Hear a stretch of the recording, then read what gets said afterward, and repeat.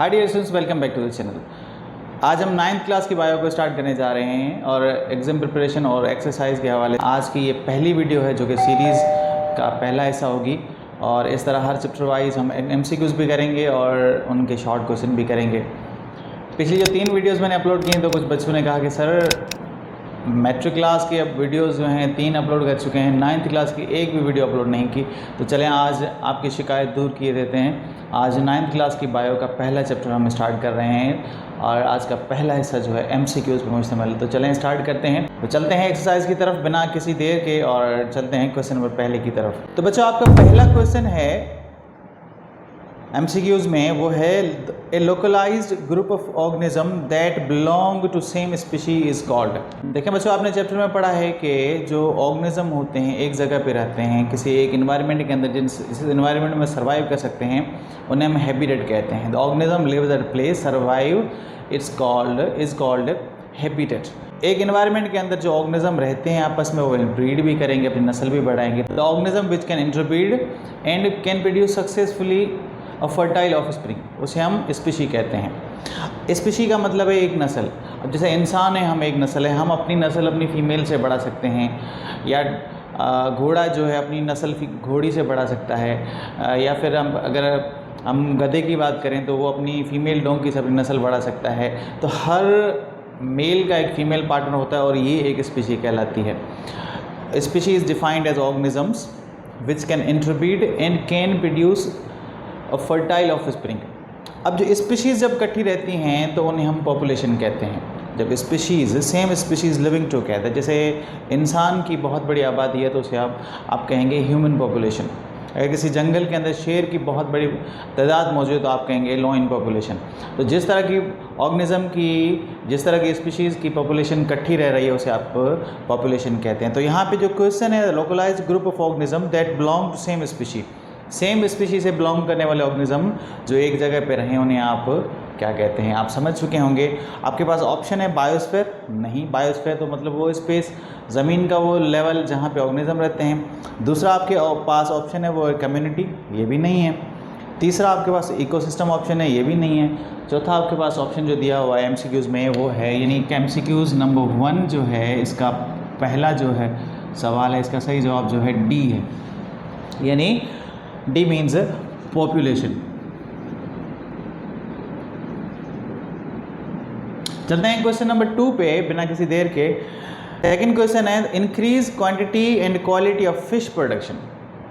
इसे आप बायोलॉजी में या साइंस में क्या कहते हैं? ऐसा अमल जिसमें आप फिश की क्वालिटी और क्वांटिटी को बढ़ाएं, उसको इम्प्रूव करें, अच्छी फिश प्रोड्यूस करें।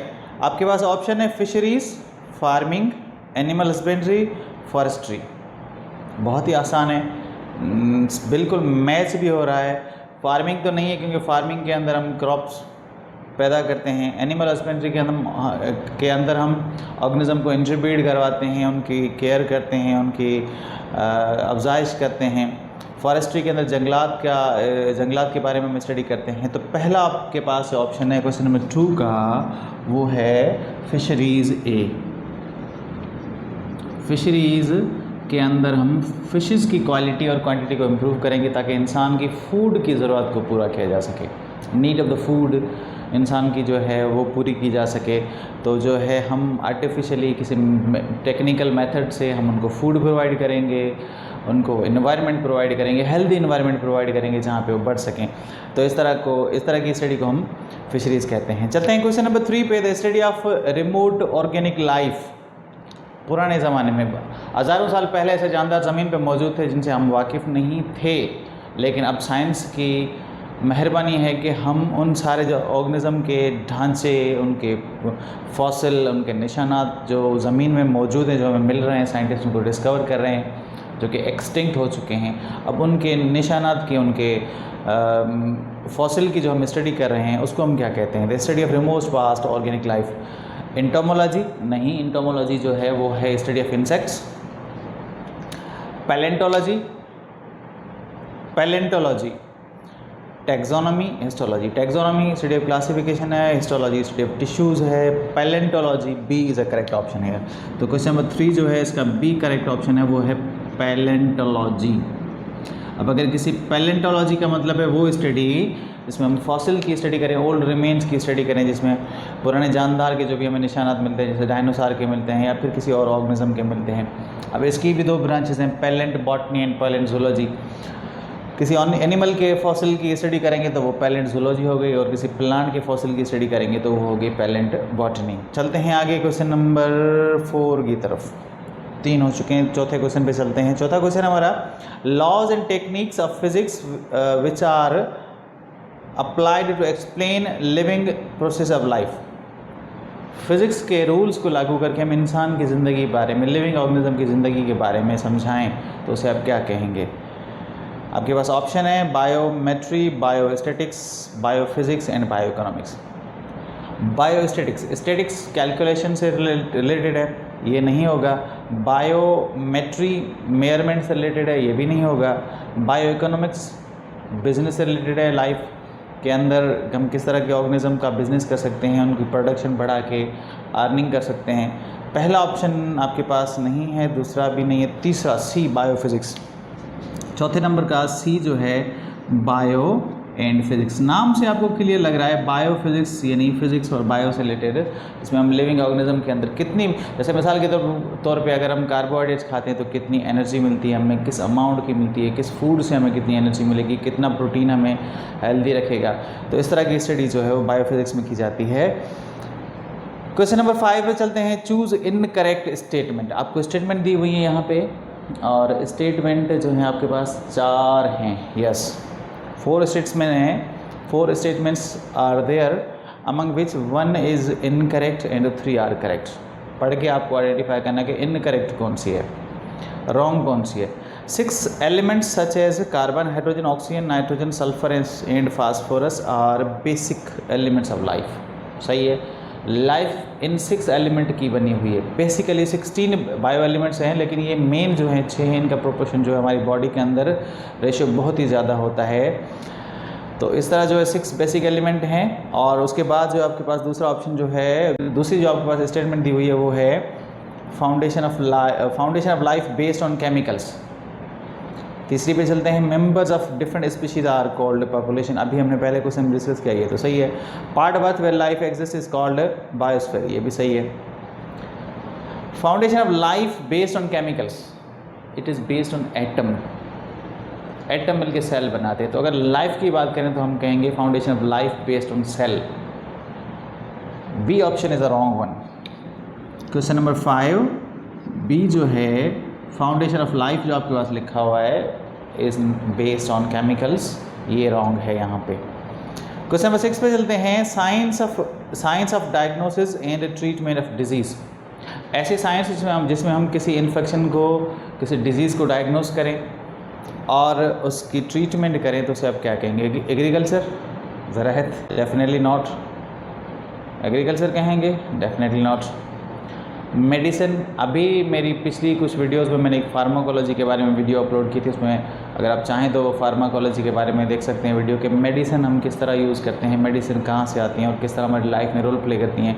तो मेडिसिन जो है वो हम यूज़ करते हैं to treat, cure and diagnose. उसके बाद सर्जरी, तीसरा ऑप्शन है आपके पास, बोथ बी एंड सी।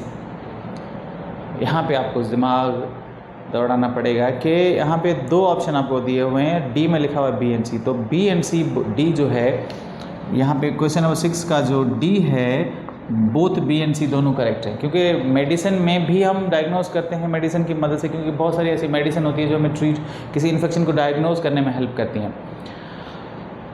और सर्जरी का मतलब है उसको ट्रीट करना, किसी इन्फेक्शन को ट्रीट करना, तो सर्जरी कहलाती है। तो इस तरह जो है मेडिसिन एंड सर्जरी का ऑप्शन जो है वो करेक्ट होगा। क्वेश्चन नंबर 7 है आपके पास, the similar cells combine together to form. Similar cell जब आपस में मिलते हैं तो क्या बनता है?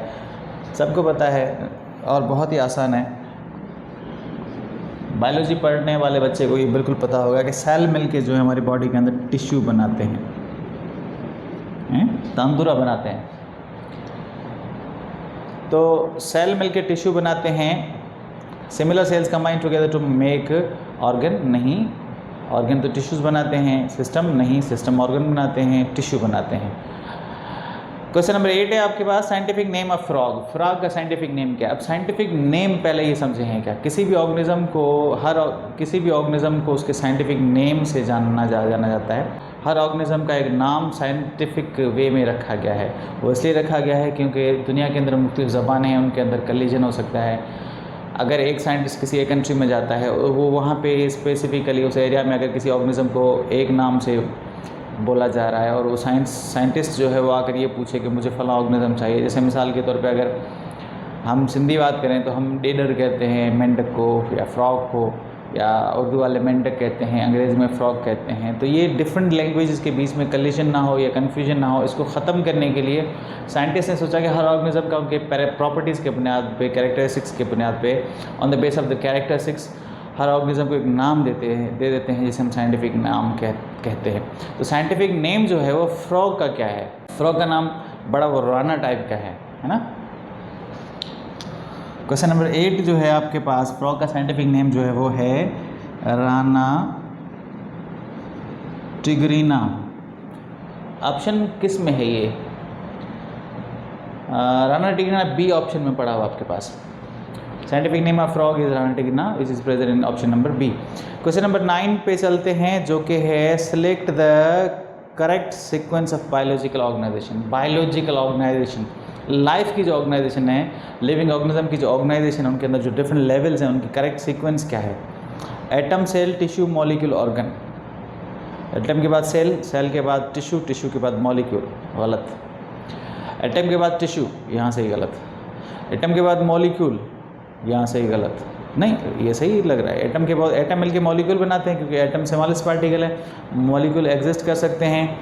उसके बाद मॉलिक्यूल मिलके सेल बनाते हैं, ये भी सही है। सेल मिलके टिश्यू बनाते हैं, ये भी सही है। टिश्यू मिलके ऑर्गन बनाते हैं, ये भी सही है। सी वाला सही लग रहा है मुझे, आपको लगता है? डी पढ़ते हैं, एटम, सेल, मॉलिक्यूल, गलत हो गया यहाँ पे। सी मुझे लग रहा है, आपको क्या लगता है?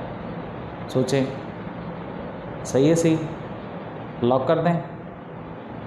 कौन बनेगा करोड़पति तो हम नहीं खेल रहे। सी को लॉक कर देते हैं। सी जो है आपके पास 9 का सी जो है एटम, मॉलिक्यूल, फिर सेल, फिर टिश्यू, फिर ऑर्गन, फिर बॉडी। आगे बढ़ते हैं। क्वेश्चन नंबर 10 है आपके पास, वोल्वॉक्स। एक ऑर्गेनिज्म है, यूनिसेलुलर ऑर्गेनिज्म है, जो कि कॉलोनी बना के रहता है। Is a polyphyletic genus of. Polyphyletic का मतलब पहले बताऊँ आपको। पॉलीफाइलेटिक का मतलब है, poly means many, phyletic means इसके मल्टी पेरेंट्स हों। यानी एवोल्यूशन में ये लगता है कि बहुत सारे ऑर्गेनिज्म से इसकी एवोल्यूशन हो सकती है, क्योंकि इसके कैरेक्टर्स पीछे बहुत सारे ऑर्गेनिज्म से मैच करते हैं। तो पॉलीफाइलेटिक है। और ये किस तरह की अलजी है? ग्रीन है, रेड है, ब्राउन है, नन ऑफ दिस। वोल्वॉक्स ग्रीन अलजी है, इसके अंदर ग्रीन कलर मौजूद है, ग्रीन कलर पिगमेंट पाए जाते हैं, that's why it's called polyphyletic green algae volvox. तो क्वेश्चन नंबर 10 जो है आपके पास, उसका सही आंसर वो है ए, ग्रीन। उम्मीद है आपको ये चीज़ें समझ आई होंगी, एक्सप्लेनेशन ने आपकी हेल्प की होगी। ऐसी मज़ीद वीडियोस आएंगी इस पूरी सीरीज़ में, जब तक आपके चैप्टर्स कंप्लीट नहीं हो जाते पूरे। शॉर्ट क्वेश्चन भी करेंगे अगली वीडियो में, उसके बाद दूसरे चैप्टर पे चलेंगे। तो चैनल को सब्सक्राइब भी कर दें, वीडियो अगर अच्छी लगी हो तो लाइक कर दें, और बेल आइकन को लाजमी दबा दें, क्योंकि जो सीक्वेंस में सारी वीडियोज़ आएंगी तो आपके पास नोटिफिकेशन आए। फिर मिलेंगे जल्दी नेक्स्ट टॉपिक के साथ। Till then, bye bye.